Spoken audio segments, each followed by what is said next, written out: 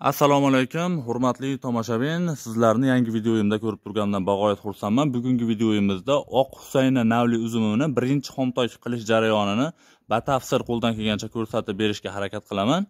Ko'p gapirmaymiz, o'sha videoni sizlarning vaqtlaringni olmagan holatda videoni boshlayman. Ko'rib turganlaring Oq Husayna navli uzumimiz hammani uyda bor. O'sishi yaxshi, xomtokka tayyor. Birinchi qilinadigan ishlar mana bu mevani ko'rib turibsizlar. Mevagacha bo'lib turgan bargini, eski barglarni deymiz, birinchi, ikkinchi chiqargan barglar olinadi. Hozircha 2 ta, 3 tagacha ko'pi bilan olinishi mumkin. Birinchi xomtokda ko'p olmaymiz. Birinchi xomtokda o'sha 2 ta, 3 tagacha ko'pi bilan. Keyin mevagacha bo'lgan qo'ltiq shoxlar olinadi.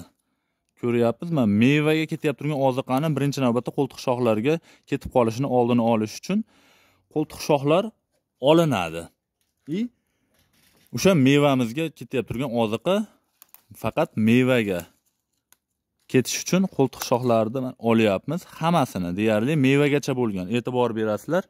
Mana bu meva bo'lsa, shungacha bo'lgan, mana mevani yonidagi qo'ltiq shox ham olinadi, qolganlari ham va barglari.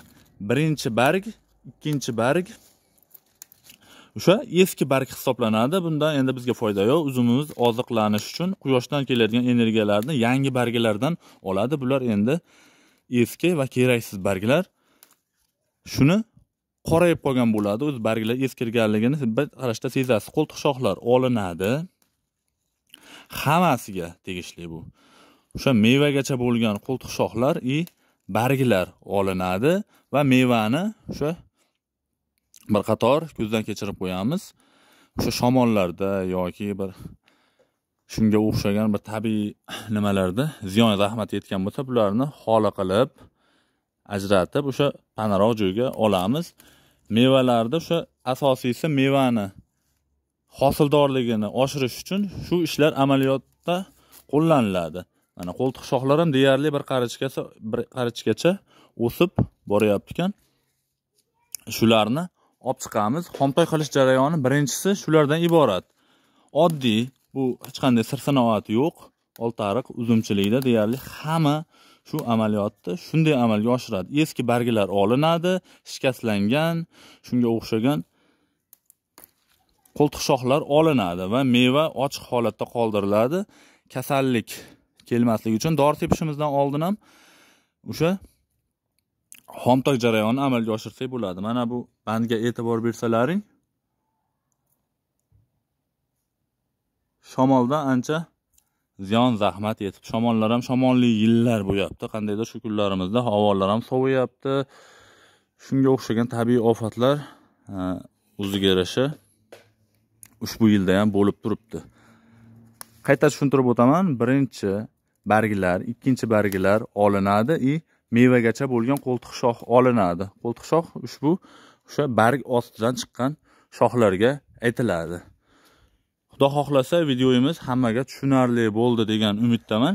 Keyingi videolarimizda ham boshqa uzum navlariga qanday xomtok amaliyotlari olib boriladi, ushbu videolarimizni ham ko'rib borsalaring. Keyingi videolarimizda Rizamat, Husayna, Damiski, Shohonak, Mercedes shunga o'xshagan uzumlarni xomtok qilish jarayonlarini ham qo'ldan kelgancha yoritib boramiz. Har bitta uzumga xudo xohlasa o'sha o'ziga yarasha yondashiladi. Qanday buning uchun nima deb gapimni tushuntiray. O'sha Rizamat uzumlariga ko'p xomtok zarilbas, Mercedes uzumlarini xomtok qilishi o'ziga yarasha tubdan biroz farqlanadi. Hammasiga ham birdek amaliyot olib borish biroz farqlanadi. Shuning uchun bu yilda o'sha birinchi xomtok qilish jarayonini addenniy uzumlar naviga qarab bo'lib ko'rsatib berishga harakat qilaman.